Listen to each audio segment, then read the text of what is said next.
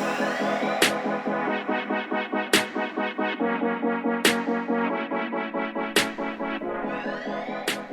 hey, welcome to the X podcast. Welcome back. It is TGI Friday to people. Does anybody still say that? Has it been 10 years since anybody said thank God it's Friday? But we are so glad that you are tuning in with us for this week's episode.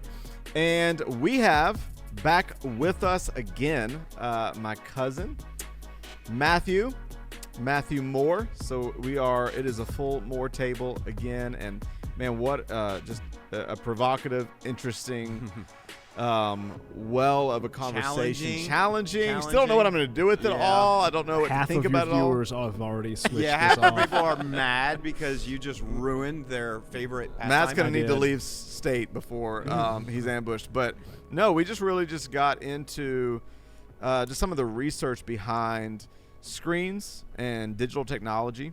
Social media. The good and the bad. We mainly talked about the bad. and social media. And if you missed last week, make sure you go back and you catch up. But Matt he flew in, actually, I believe, cut vacation short by a day or two to fly in, be with us. He is an assistant principal near Greenville, South Carolina, my hometown, his hometown. But right now is getting his PhD in all of these things: social media, digital technology, its effect on our minds, our brains, sociology, all of those things. And so we started a conversation last episode on all things digital media. I'd like to pick up where we left off and talk about something maybe even a little bit, a little spicier, but that I think is really, really important, especially in the times that we live in. You know, one of the things we've talked about a lot is coming off this past year and a half and the whirlwind. I mean, we've explained it, and we've tried to go into it a million different ways of how do you even process a year like the last year and a half. Yeah. You think of the pandemic, you think of the economy, you think of the lives lost, but you also think of the social unrest. And in the middle of all of these things that have happened, one of the things that we've bemoaned and we've talked about how do we even navigate on a personal level, but as a church level, is the absolute divide and polarization of our country. There's a chasm in our world. So what I thought would be fun to dive into, pick back up where we left off, is look at how does all of this we're talking about, digital media, how does it play into polarization? How does it play into our opinions, the conclusions that we come to? How does it perhaps weaken critical thinking? All of that. I don't even know where to start. If you want to riff on what does that look like? Yeah, I mean, so first off, in last episode we talked a lot about social media and the pride and the false confidence that comes with, well, technology doesn't use me. I use technology. That's very much not the case. When you also broach the topic of, we are the products in social media. And so our feeds are going to be manicured for engagement. You mentioned off air that these companies have no ethical responsibility towards balance or social cohesion. They're worried about the bottom line. And so, what they want is engagement. And so one of the things that creates engagement with the product is division. Conflict. Division, right? Okay, somebody... News. Right. Bad news sells. Is exactly the case. Yeah. And so we, because of our vulnerable nature, and I guess I can get into that here in a second, this has had widespread and major ramifications for all of our institutions that we hold dear. It is my belief that we're really at a breaking point in terms of polarization, because as we'll get into later on, polarization begets polarization. And so there is a point, in my opinion, this is an opinion, that you sort of cross the event horizon, so to speak, at some point. At some point, you cross a certain threshold. You're talking about for us as a society. For us as a society, as a country, that you can't really back yourself out of. You're a self-defined cynic in this. I am, and you think polarization's gotten way worse. Yep. And that it's not going to get better. I don't think it will. And I'm sorry at home. I'm sorry, that's very not exactly uplifting. Would it be hyperbole to state this? Because I have been saying this for probably a year or two. And I've been saying it for about 4 years. And you might not want to say what never I'm mind. about to say. As I look at our country and kind of the direction we're going, all right, we are not the United States of America, right? We're very much divided. We have two countries. And as I see it converging, I can't see, and this is, again, I don't want to be ultra pessimistic and all of that. I'm not trying to be a doomsdayer, but all I see is a crash course on a modern civil war. Yeah. And a civil war that is not like the last one in our country, which was geographic. Right. This does not follow geography. I mean, it kind of does, and it could be Sure. because of states, but even that is confusing. Within a state, there is such conflict. Yeah. Even like within our state politically, right? We're diving into a little bit of the politics in this. With our state, it may end up being a quote unquote red state by the time all said and done. But when you look at, or it could be blue, but you look at, it's only because of 3 major metropolitan areas. Yeah. And then outside. So, and it's like that in most places. So again, I'm not trying to, I don't want to be like, oh my gosh, we're going to have another massive civil war. But I feel like that's what you're saying. How can we back away from that? And let's just get down to where we live. I don't know anyone who doesn't have strained relationships after this year. Yeah. After the politics, the political, the issues that were politicized, and or just the election. Yeah. Relationships, unfortunately, have been strained. Why is that? I think that a good place to start off is sort of what you've introduced there is what is at stake, because I think most people at this point are willing to acknowledge that polarization is a problem, but you still have people that are dismissive. Well, it's bad, but it's always been bad. 2-party system, blah blah blah. Right. You're catastrophizing. This is just the nature of politics. Politics is a zero-sum game, so on and so forth. And I just I wanted to have it as a jumping-off point, sort of discuss what's at stake. And so just to sort of throw the hat in the ring, what we're experiencing right now is how states fail. And states as in countries. States as in countries, Yeah. systems of governments fail. Look at what we've experienced. Explosive, violent interactions, failed interpersonal relationships, strained familial relationships. Yeah. I mean, I've got a friend who is a master's student at Clemson, and he is literally estranged, not on speaking terms, with his father, who is a very diehard Trump fan, and then his brother, who is a never Trumper. They cannot stand the man. Which one did you vote for again? Yeah. Right, and why? Yeah, I'd like and to know. why? We'll get to that at the end of the episode, so make sure you tune in. Exactly. I'm going to reveal it. Right. But he's caught in the middle. His brother won't talk to him because he still wanted to talk to his dad. Right now, How sad is that? It is. And so, like, you're talking about the dissolution of families and relationships, and then, by the way, governments cannot actually our government can't get any work done. The only way, think about the only way. It's almost like a legislative version of the playground. We're going to do this to you to make sure that you don't get your way. Right. And then 4 years later, we're going to do it back to That's you and reverse everything that was done. Precisely the way government is operating right now. Think about everything from Supreme Court nominations to budgets to pick your policy topic du jour. Yeah. The only way that anything has gotten done in the past 2 election cycles is by the total unilateral use of political power, executive order, or what's the rule in the House? Reconciliation right now. They can adjust the budget 3 times this year. Correct. Which has opened up the door for them to do whatever they want. So actual compromise and coming together, that is totally out the window. And so there is a really big problem with that, because you create this cycle where, well, you realize the only way to govern is to wield more and more power unilaterally, and that gets worse and worse. And so that's my first thing, is that, I mean, what is at stake in terms of polarization is literally our country and our republic, but also our relationships, Yeah. how we interact, and Yeah. how we view other people. I agree. And so I'll say this, and then I'll throw it back to you guys. There's an excellent analogy that I'd like to use.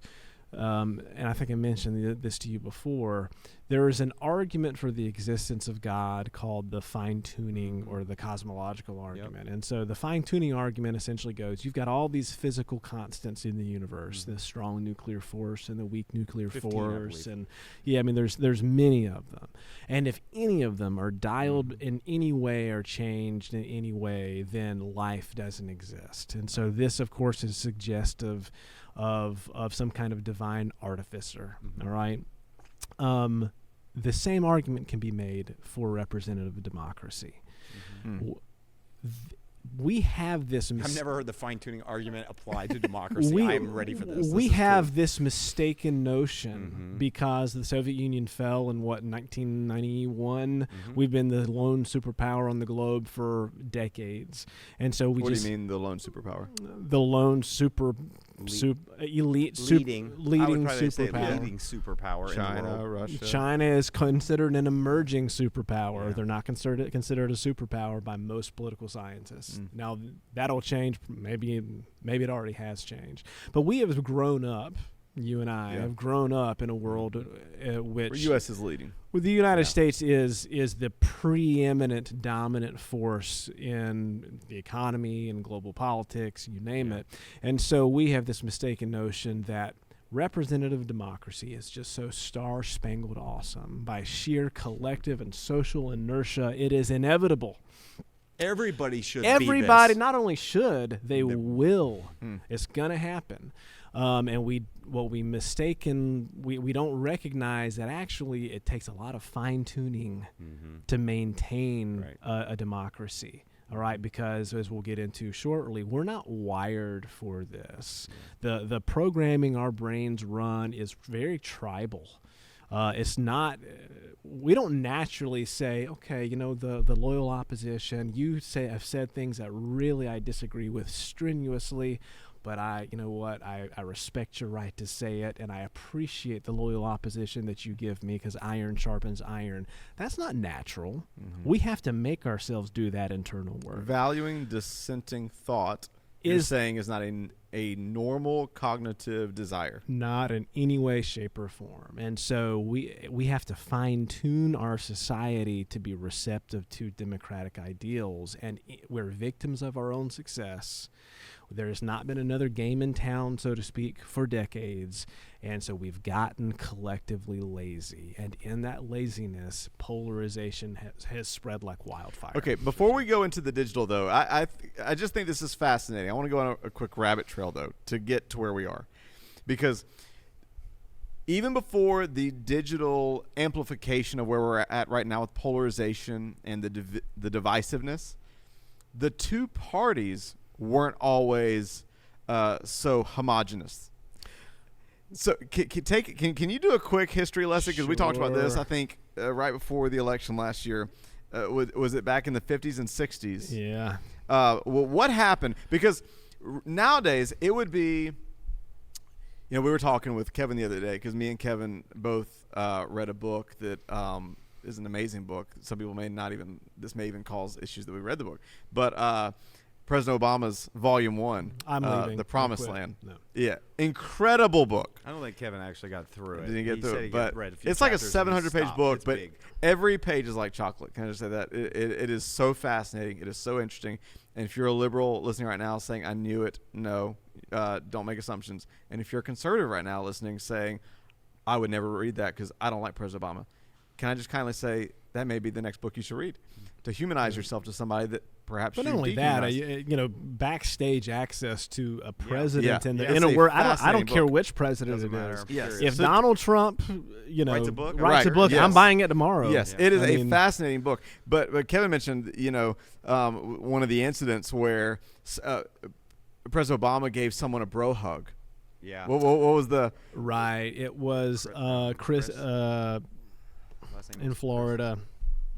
But anyways, his camp crucified him over it. and things have only gotten worse. And I guess the point I'm making is we're at a stage right now. His career was over. His political Christ. It was Christ, right? Yeah. His political career basically went in the dumps. Yes. Because Charlie of a Crist. bro hug from somebody president, right? Mm-hmm. On the other across the party line. Correct. Mm-hmm. That it did not keep the appearances Yeah.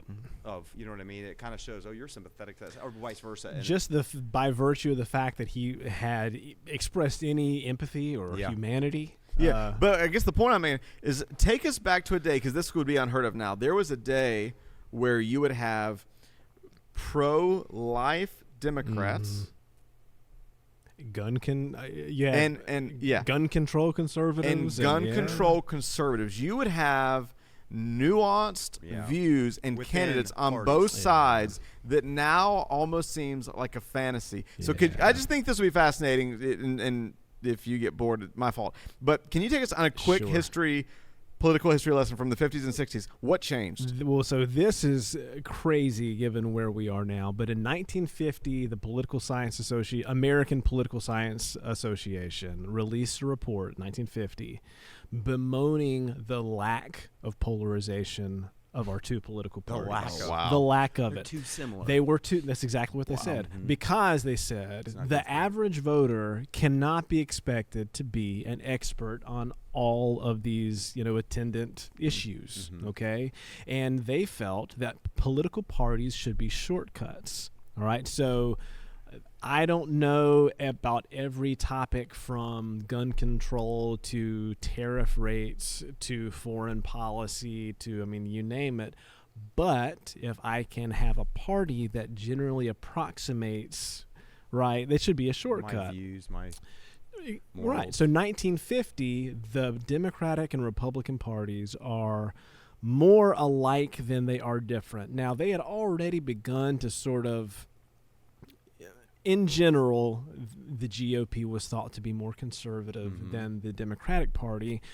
But as of 1976, a Stanford study showed in 1976, only 54% of the American electorate felt that the GOP was more conservative than the Democratic Party. Wow. Yeah, Only I feel like 50 they've swapped. only 54%. If you go back in history, a lot of them have swapped positions. Yeah.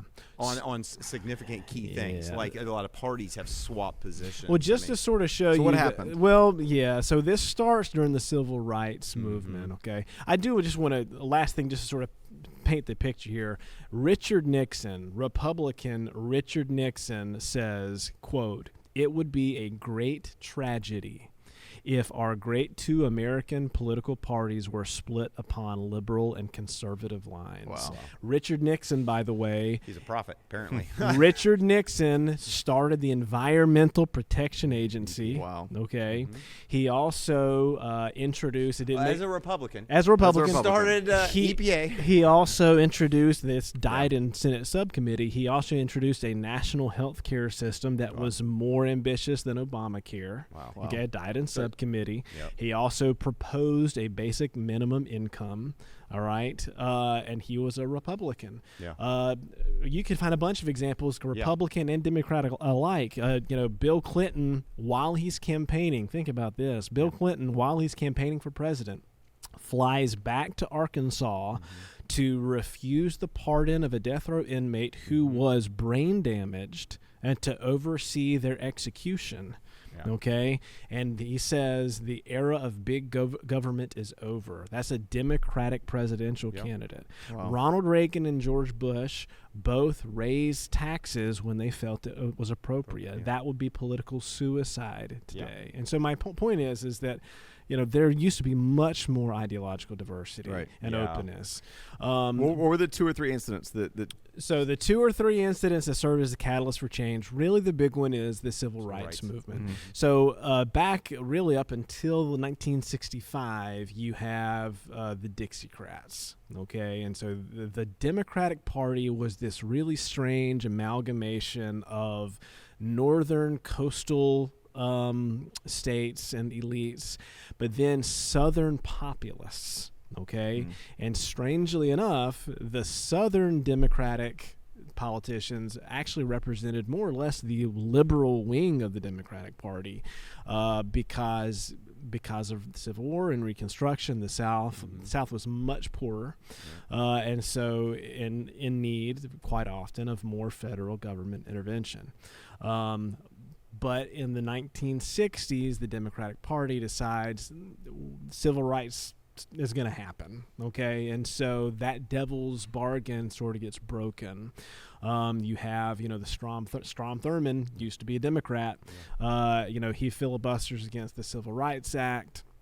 And pretty much when the Democrats say, come hell or high water, we're going to pass this, you have this mass exodus of Southern politicians who are going to leave the Democratic Party because they feel betrayed. They, were not in favor of desegregation, the Civil Rights Act and Voting Rights Act, and so on and so forth.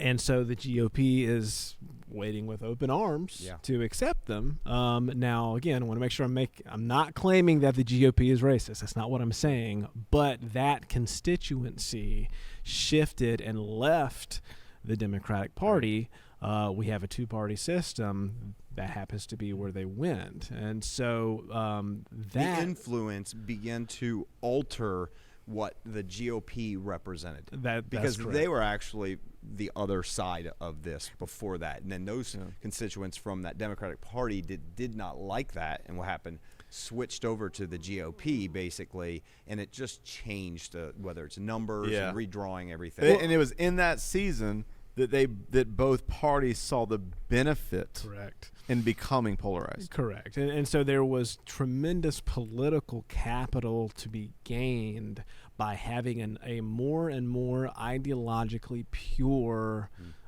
party. I mean, this is crazy to me. In the 1976, and this is it slowly happens, but it starts to really pick up the pace in the 80s and 90s, and then explodes in the 2000s in terms of polarization. The 1976 Republican abortion platform is couched in nuance. It says more or less this is a really contentious and controversial issue. It acknowledges there's disagreement within the party on this issue, and that we understand that there are good people on both sides of the argument. You would never find that today. Okay, on either you pick your topic, it doesn't matter with either party. What is important with parties now is ideological purity. Okay, you toe the line. I call it orthodoxy. You have ideological orthodoxy within parties. A really good way to measure this, for instance. Wow, that's a great term. Another good way to measure this, just as a for instance, would be to look at the Pearson coefficient of local or House elections to presidential elections. So, the Pearson coefficient is a statistical measurement used to measure the strength of an association between two variables. So, in other words, when we see one thing, how often do we see another thing? Okay, so if you look at the way people voted, Democrat or Republican, if they voted for one party in the House, in Congress, how often did they vote for that same party in the presidential election? Well, I'm going to find the exact number here, but in 1970s, the Pearson coefficient for a House to presidential election was 0.54.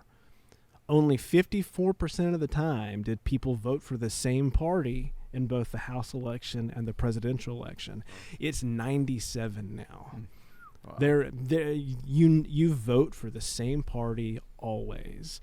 But yes, it started with the civil rights, exodus of the Dixiecrats to the GOP. And that is when, because quite frankly, there was a lot of hurt and a sense of betrayal by both parties involved. And they realized that, Barry Goldwater, I believe it was 1964, he wins the GOP nomination and gets absolutely waxed in the general election. But he's the first one to say that he is unapologetically conservative. And he says that people deserve an actual choice.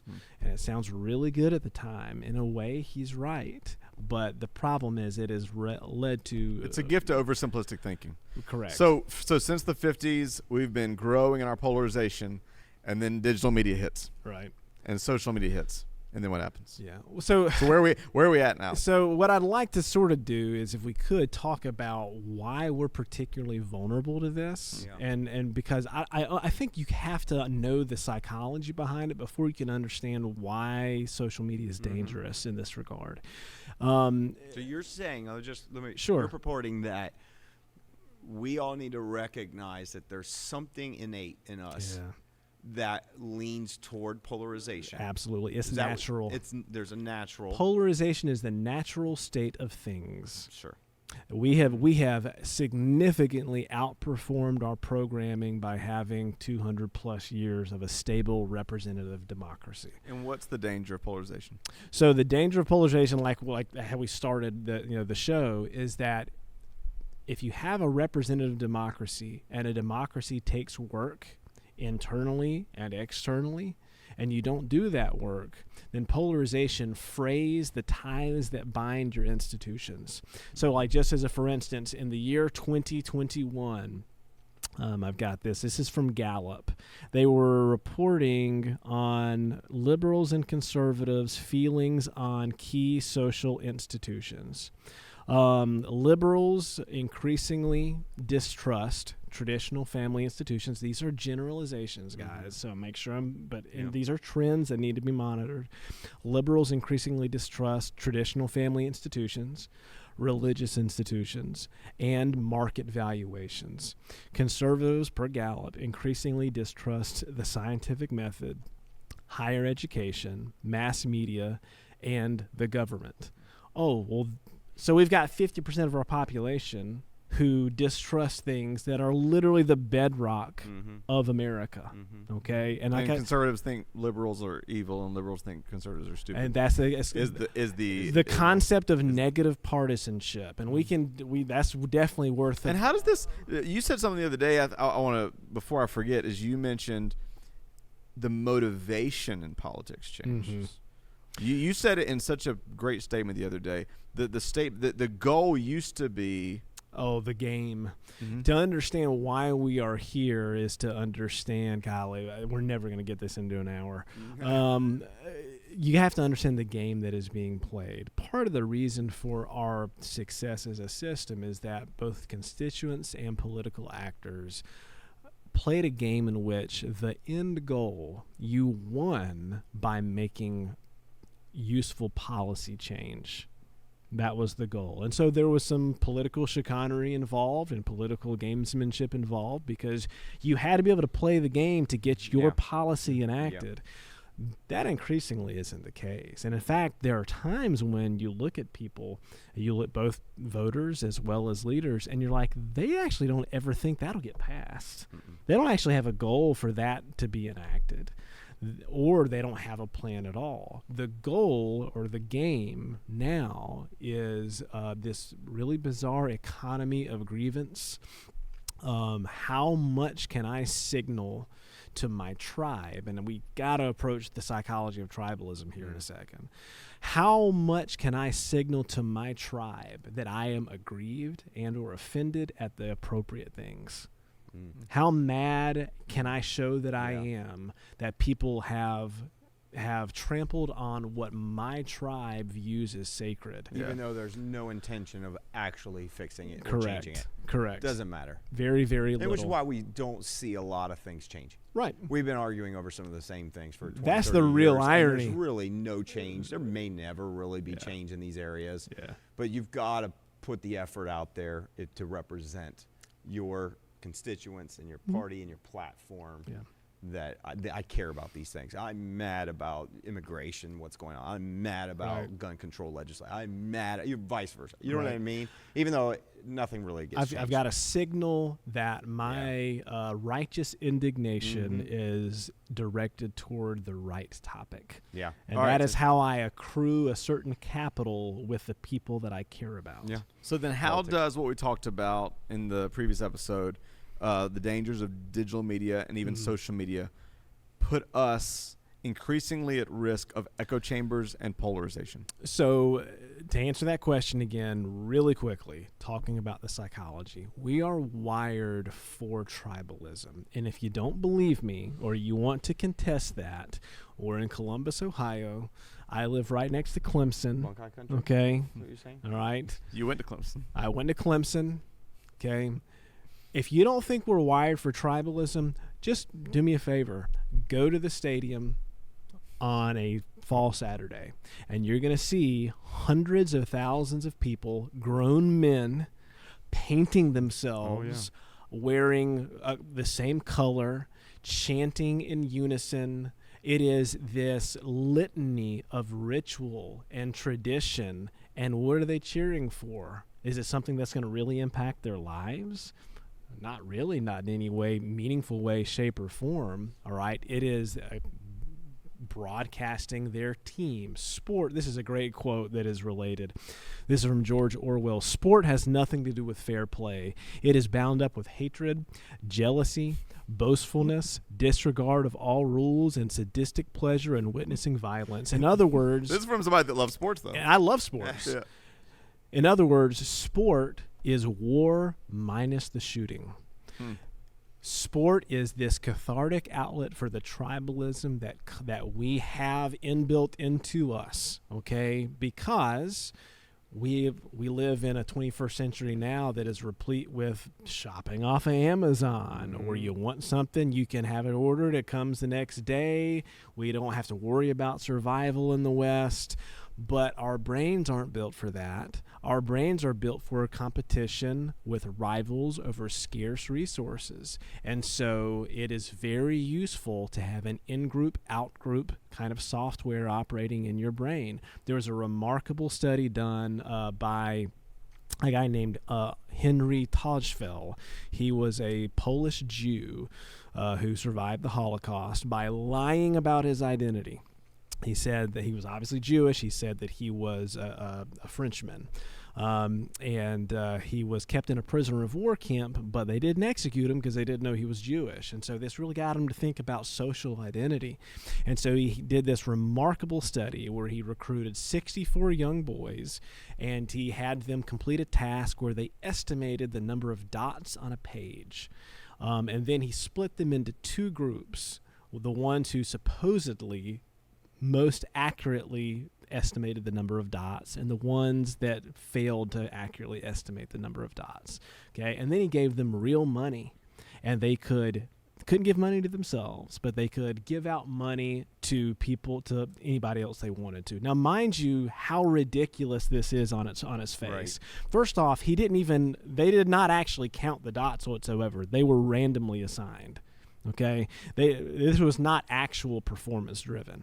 Okay, the accuracy didn't matter at all. And they're giving away money based off of their perception of how well you can estimate a number of dots on a page. What they thought would happen is there'd be no difference, but that's not what he found. What he found is people that were assigned to the high performing, they supposedly estimated the number of dots well, they very strongly very frequently gave money to people that were assigned to their group.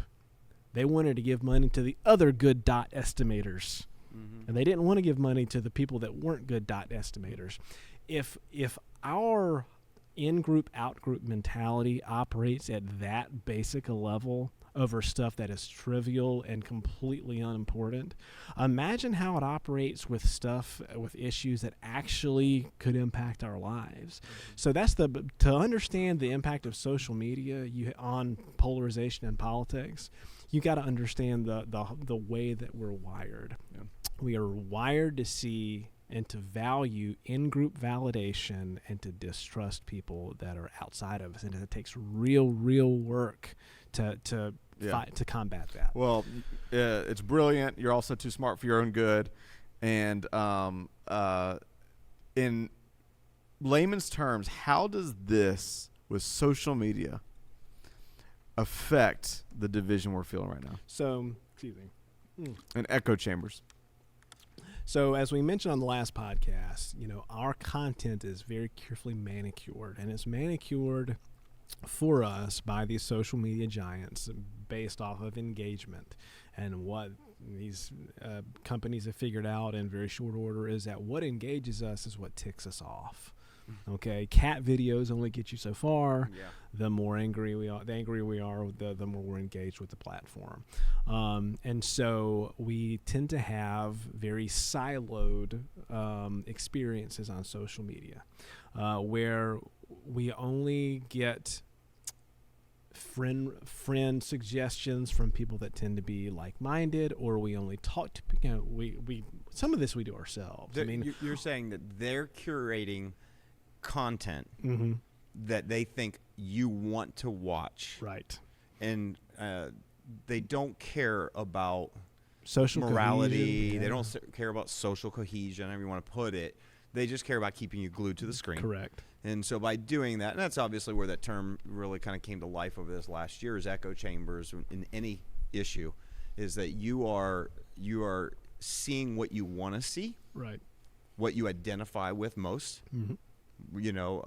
That's what you are seeing. So, and somebody from a different side, let's talk about the polarization, a different side of the aisle, if you want to say politically, they're seeing complete opposite. Just what they're just seeing what they are, what they, and a lot of this has to do with, geography, but it can also have to do with your trends, what you scroll, how long you stayed on a video of this. You watched these videos on YouTube. That must mean you like these. You watch this one, this one, this one. They watched this subset of videos, completely different. They're going to keep getting fed to their feed. Yours are going to keep getting fed to your feed.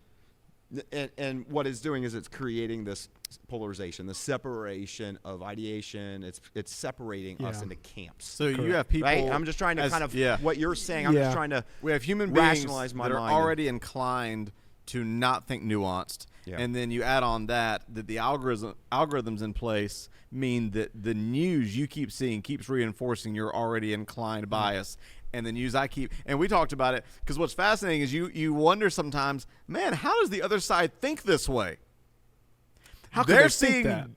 The news that you're seeing, especially if you're on social media, or what pops up on your Apple News or what pops up on Google, the news that you're continually seeing is completely different than the news they're seeing, which explains why, like I heard, is it Ermit Mann said that he intentionally on his social media and on Google will intentionally click on opposing views. Yeah. It's like he almost makes a game of making sure he's screwing with the algorithm.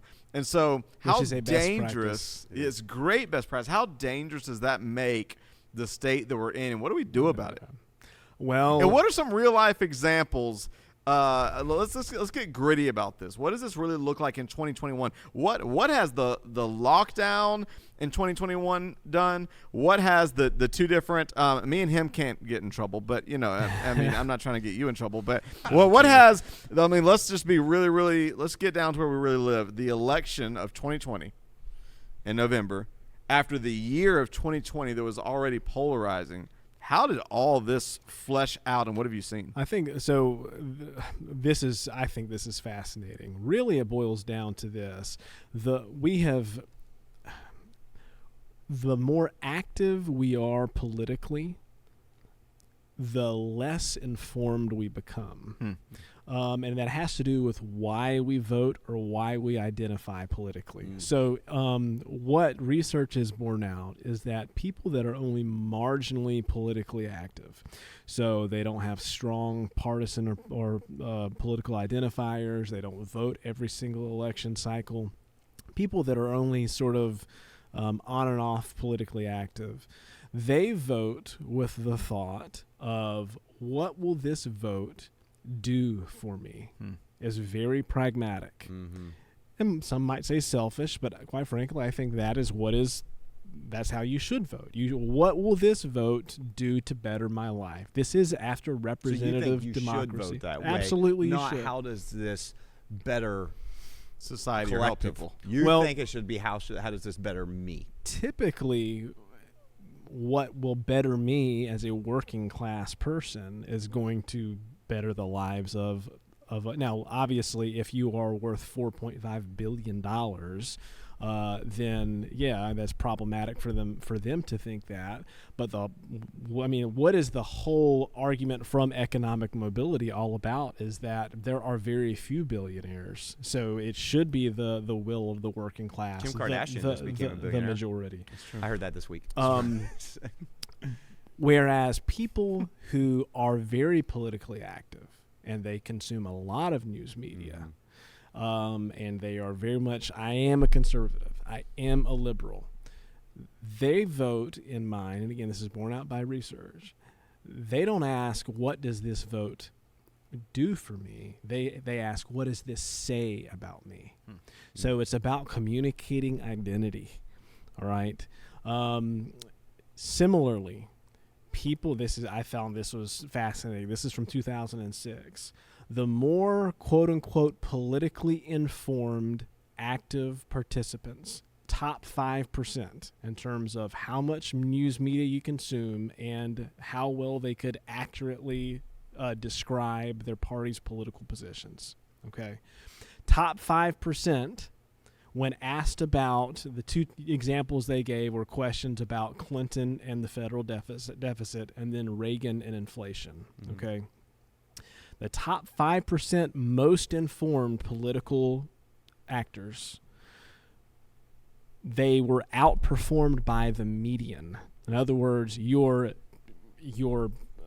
middle of the road, average Joe Schmo who doesn't really identify with either side and is not politically active, they do better than the person who thinks that they're an expert. And so my point here is that as people are being, that gap, that chasm between left and right is growing, and that's not even really a good working definition of polarization. We should probably address that. Or at least it's incomplete.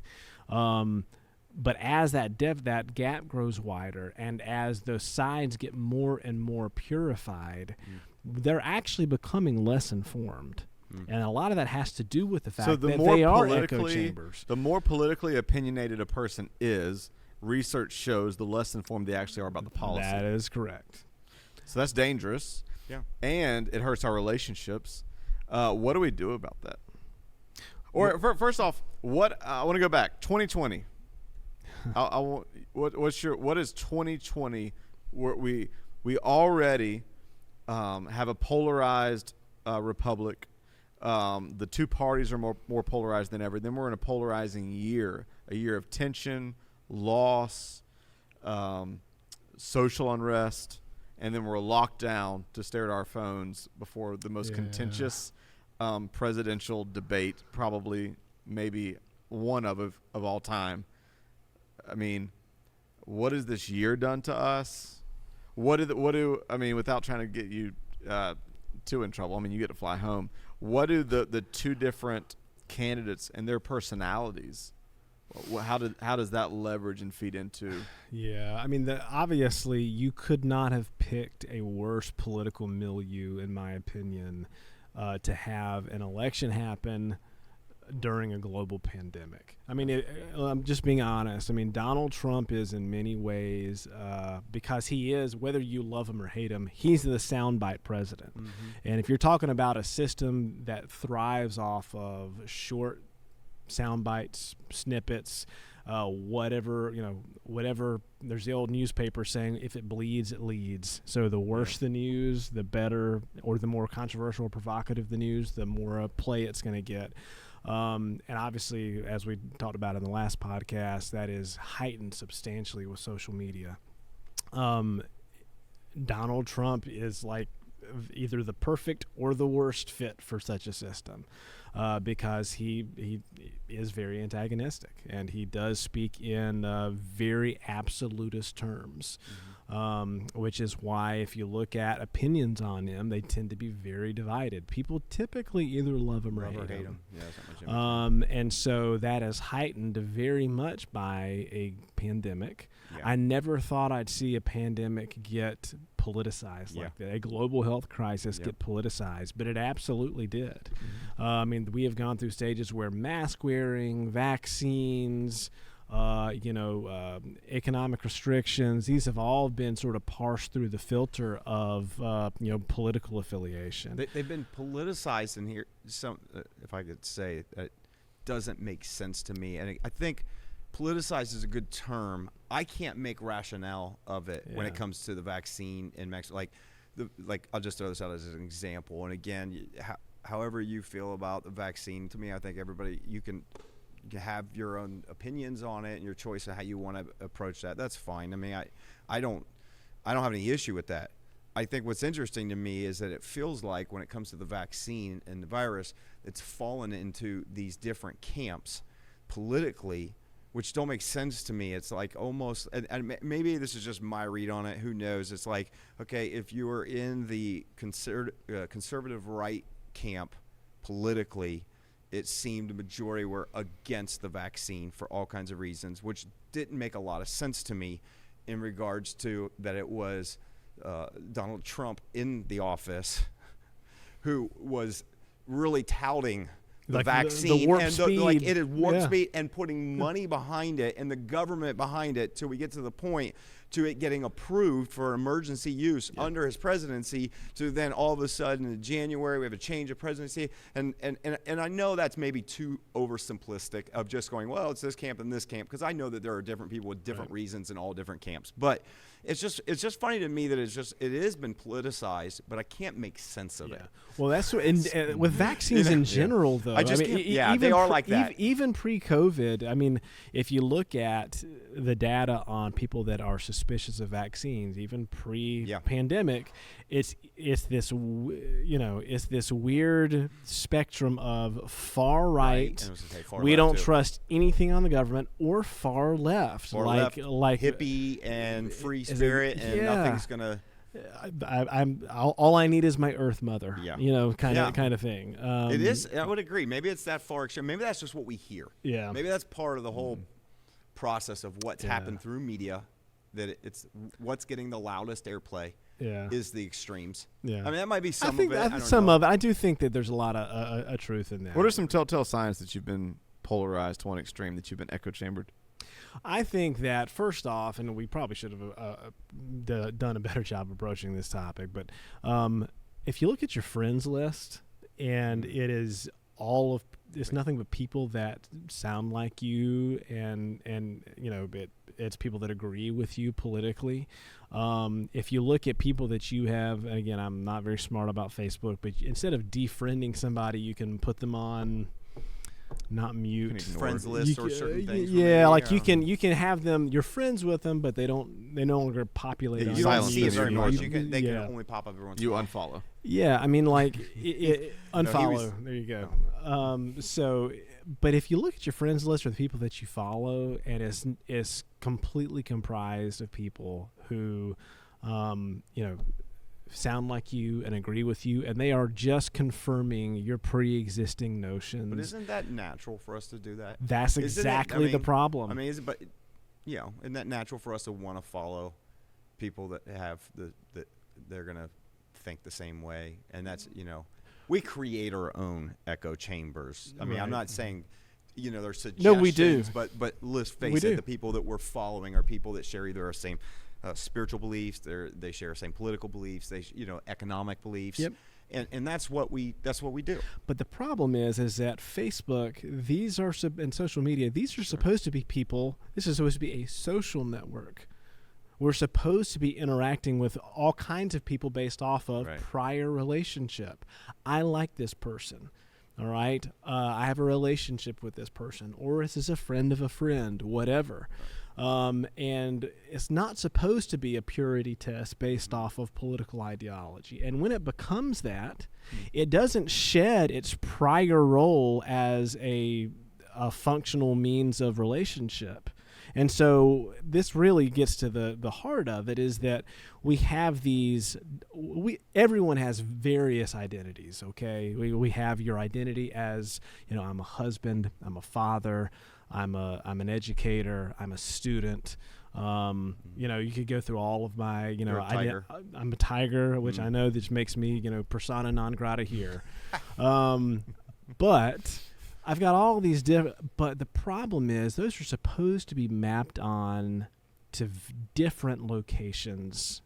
And when they all get mapped in together and there's perfect homogeny on your identity, and a person, here's again a good way to think of it is, if I were to, I just finished reading a book actually on this.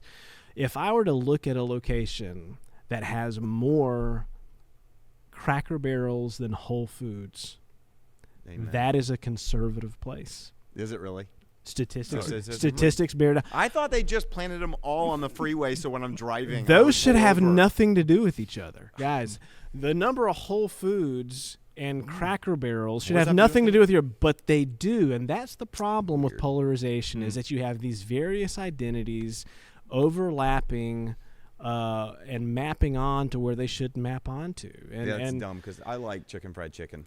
I have no idea what this has to do with anything. Right. Political beliefs. I just like fried chicken. But it's funny, but it's also very disturbing and true. Yeah. I mean, the fact that I'm okay. This is a person that I like.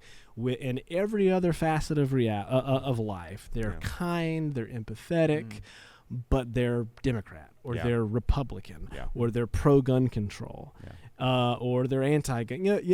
The fact that maps onto my relational capacity with that person makes no sense, but that's what's at stake. And then you have people who will take advantage of that fear and that tribalism and amplify it to the point where, in desperate times, you begin to see that person who represents that as the enemy. Correct.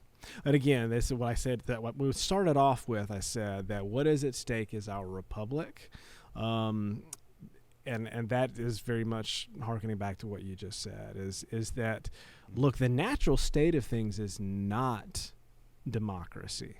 In fact, human history is a litany of tyranny. We tend to devolve to the powerful leader who can accrue the most political capital and who is best at marshaling the fears of the masses. That is the natural state of things, okay? And so democracy takes work. It takes internal work, saying, you know what, I know that person is saying stuff that I disagree with, but I'm going to listen because, I understand that psychologically and cognitively I am prone to all kinds of biases, and that I engage in motivated reasoning and cognitive dissonance just like anybody else does. Okay, and I don't know how we've been talking so long. I don't know if we've gone over cognitive biases yet or not.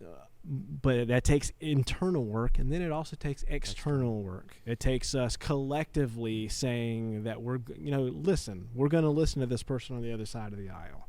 Even if it costs me socially or politically, I'm going to listen to this person, and you're going to be respectful, dadgummit. You're not going to call them names. We're going to accurately represent what their point is instead of making straw man arguments. Yeah. All right. And being it takes aware, a lot of work. It takes. I think there's the work as a Republican. There's the work as a human being. And that's what I think what you're getting at is what I don't like when I see it in myself is when someone represents, maybe it's extreme on this side, extreme on that side, and in my interactions with them, those moments, if I'm just being honest, vulnerable, where if I'm not aware of it, there's this creeping up of stereotype or a less desire to want to and those moments that I've seen in myself are ugly. Yeah. Oh yeah, for sure. And I think maybe just one human thing that we can. There's so much I think in this. There's a lot of data and information we're talking about, but even just one human thing I want to extract out of this is I want to be aware enough of mentally the way I think as a human being to where I can locate the ugly in my heart. Yeah. And say if I'm starting to look at a human being differently because of what side of the aisle they may be on, liberal or conservative or rich or poor, Clemson or Ohio, or someone, even as a follower of Jesus, someone's not less my brother in Jesus if they're from the Middle East than a patriot from Georgia or Ohio or South Carolina. Right. and the way that we see each other as human beings, and yeah.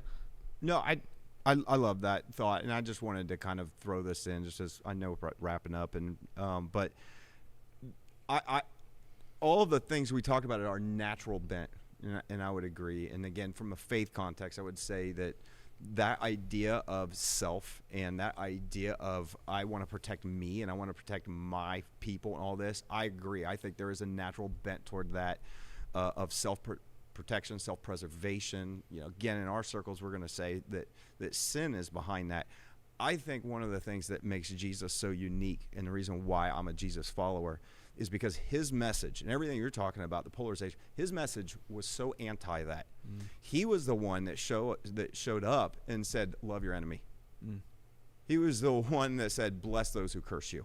That is not normal. Yeah. Okay? Right. And what he encourages for, he said, the whole world will know that you're my disciples by how you love one another. Yeah. Not by how right you what are. I would say, and you made a comment to this, we're wired for this, we're wired for this, and I would agree with that we're wired for this. I would say that one of the reasons why I believe that as a person of faith, and I would say this as we kind of wrap up to challenge all of us who really claim to follow Jesus, is that I have to I want to look at every single person regardless of where they're from, economic background, political ideation, does not matter. And I want to look at them and I want to say, I care about you and I'm going to love you, because that's what I receive from Jesus, and that's the message. And so for me, that's where my faith informs me to, as I was referring when I was wanting you to clarify, like the whole idea to, you know, and this can get into politics and how does it all play and how do we separate it and all that stuff. You can process that on your own.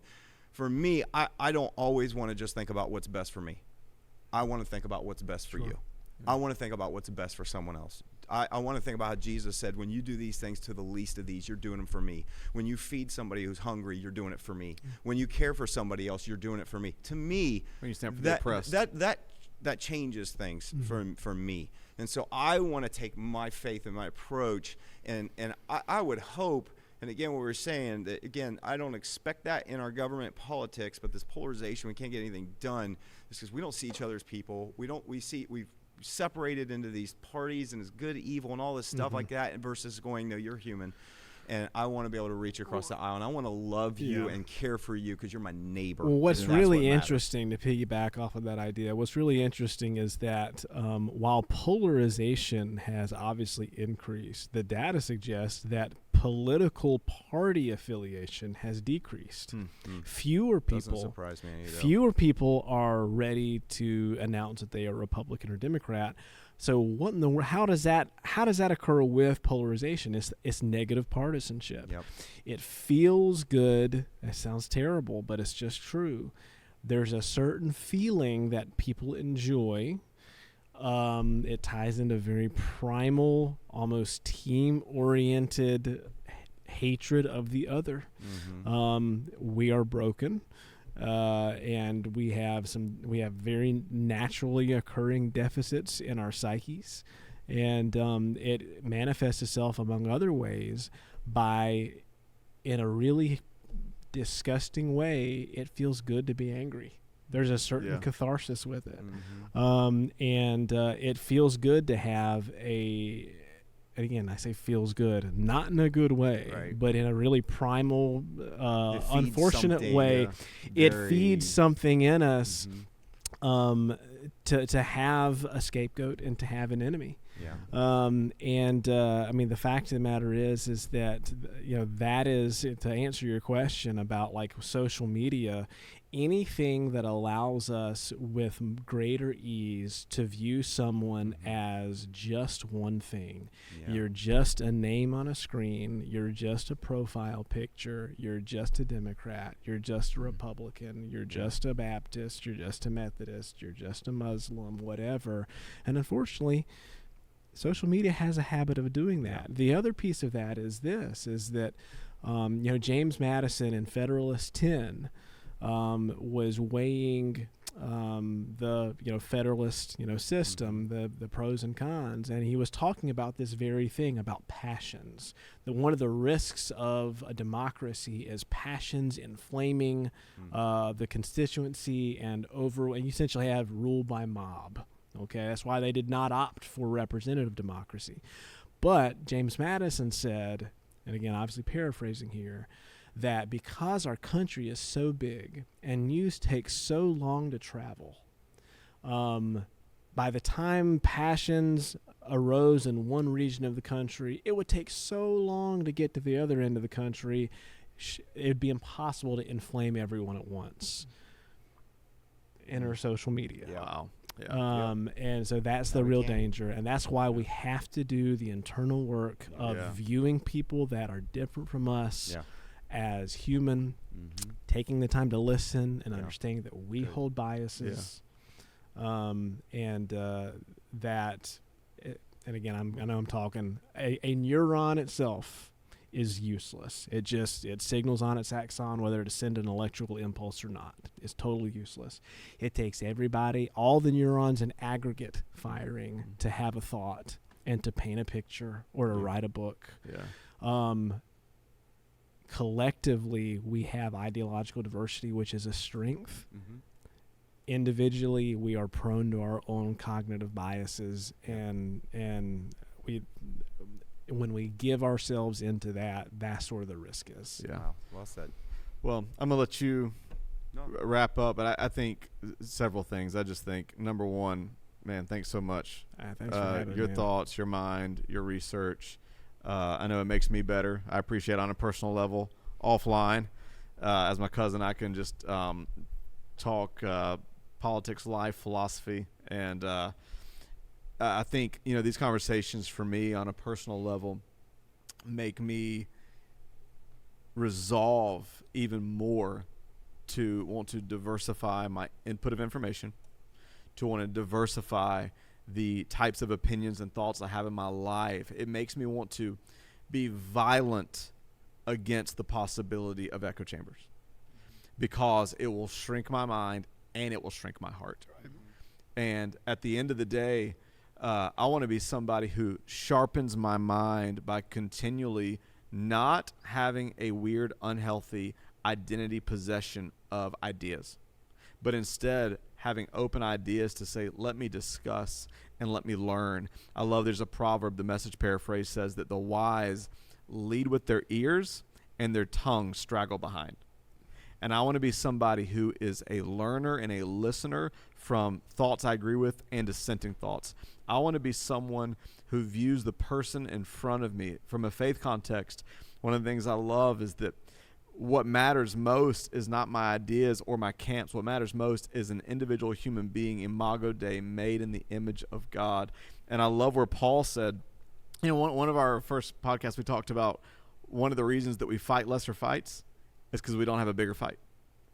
And if you don't have a bigger fight, if you don't have a bigger passion, if you don't have a bigger story that you're caught up into, you will find small things to divide over. There's no shortage of petty grievances and arguments to bicker about. No shortage. Yeah. Find a higher purpose. Find a higher purpose. And what you said for me, and we have people from all kind of different faith backgrounds and non-faith backgrounds that listen. I know for me, one of the things I love, it's a picture of that, is at the cross. Paul said, at the cross, we're no longer Jew, nor Greek, nor Gentile. In other words, all of the lesser labels of Democrat and Republican, the way that I would dehumanize another human being, when I meet Jesus at the cross, that dissolves. Yeah. And all of a sudden, I love my fellow man. I'm a part of something way bigger than the petty things that divide us. And you did a brilliant series back around election time. And one of the main thoughts is really, really simple, is our love is greater than our differences. And if you've ever, I think one of the most ignorant things you can ever say is we have nothing in common. All right. Yeah. You ever heard somebody say that? Like they say that there's that little thing that is your trigger, whatever maybe it's one of your political triggers, one of your social triggers, and the moment you hear it, you have such an anger reaction that you say the most foolish thing you could ever say to another human being. We have nothing in common. Right. Well, you both have to eat 3 meals a day. Well, you both breathe. Well, you both were a baby once. You're both going to die one day. You both were made. You both were created. You both have fears. You both have depression. And no matter how much you disagree politically with someone, you have, all of us, everybody watching this, to the person that annoys you most, you have way more in common than you do different. Yeah. And I want to be the kind of person that my love is always bigger than my differences. I want to be the kind of person that sees every single person. I want to use that word intentionally. I want to violently internally fight against the possibility of me loving or treating anybody less because of what they believe, what policy they're on the side of, what politic they're on the side of. And my hope is that these brilliant conversations do more than just stretch my mind, but they enlarge my heart. There is no net loss in viewing everyone as human and treating them with dignity and empathy. And I furthermore, and I'll shut up because I know we need to wrap up, I furthermore would just put out there that there is only something to be gained from having different kinds of people in your life. It's a really boring life to be around people that are just like you and only just like you. That person who you have nothing in common with, or who politically might be an opponent. Some of the people in my life that I actually like the most are politically divergent from me. But they make my life better. And you know what? Them being in my life makes me more empathetic to people like them. And I just think that there is only good to come from that. That's so good. No, I agree. There's not much more to be said. I think one of the tenets of our church is that we've always wanted to create a community that welcomes people, that says, we say this often, you can belong even if you don't believe. And I think that goes against the grain of what you see as we've talked about tribalism, all this kind of stuff. And I just think that's something that we continue to fight for, is that we want this place, when I speak of that, our church, to be a place where you can differ from me in so many different ways. Even we have within our own church differing theological opinions on all kinds of things, including the Bible. That's fine. At the end of the day, I want to look at what unites us. And like you said, Jesus at the cross, that we were all one in family. And so to me, that's our hope, I think, is that you would take from this conversation, is that maybe you'll begin to think about the people that are in your circle, and you begin to say, what would it look like for me to widen my circle a little bit? What would it look like for me to be able to love some people that are outside of my circle and not just close myself off to a small circle? And that's one of the things I think that can make America beautiful, is to go from being divided to being united. What are the things that unite us? And we don't focus enough on that because it doesn't sell. We don't focus enough on that, but what are the common bonds that we have? And if we could get back to those, we would see progress, I think, in so many areas. And if we'll do that in our circle, if everybody you'll do that that in your circle, everybody do that in their we'll circle, see things change. We can let's just make as we close, let's fight against polarization. Let's fight against narrow-mindedness, and let's fight. At the end of the day, I do this weird exercise where I think I talked about it, but back in the fall, I created kind of a life plan where I wrote out vision and goals, and it sounds kind of morbid, but at the beginning of it, you have to write out your obituary of what they're going to say about you. And one of the things that I want people to say about me is not, man, every time I was around him, he was really right. I want them to say, man, every time I was around him, I felt really loved. That's good. That I felt inspired by him and loved by him, and he spoke life into me. Let's be the kind of people that when people get around us, they feel really loved. Amen. And they feel really accepted. And one of the things I love about this podcast, one of the things I love about this community that we're hopefully that we're creating, is to set a place and set an example of how we can have conversations, and we can agree disagreeably, and we can create the kind of space where people feel loved, and we can talk about ideas and nothing's off the table. So, and thank you as always for tuning in to the X podcast. Any thoughts, feedback, questions, send us at podcast@thex.church. That's podcast@thex.church. Rate, review, subscribe, share with a friend. Thank you once again, Matt. Thanks for having me. This has been awesome. It's been a whole lot of fun. And we'll see you next week. Go Tigers. Hey.